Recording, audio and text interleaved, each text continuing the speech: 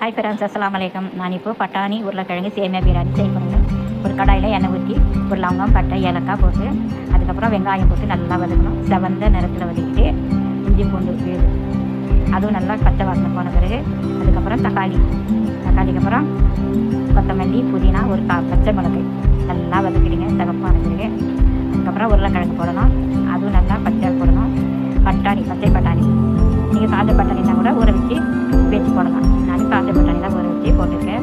நல்லா வதக்கணுங்க. கொஞ்சோண்டு உப்பு அதுவும் போட்டு நல்லா வதக்கணும். பாருங்கள், கொஞ்சோண்டு மஞ்சள் தூள், மிளகாய் தூள், அதுக்கப்புறம் மட்டன் மசாலா இருந்தாலும் போடலாம், இல்லை சிக்கன் மசாலா இருந்தாலும் போட்டுக்கலாம். அனைத்து பாக்கெட்டு ஒரு டம்ளர் தண்ணி நல்லா ஊற்றி கலக்கிங்க.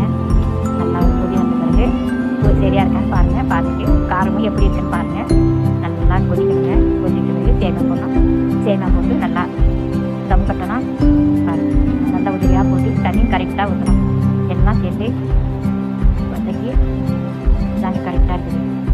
சேமியா ரெடி. ஆமாங்க, சாஃப்டான சேமியா பிரியாணி ரெடி.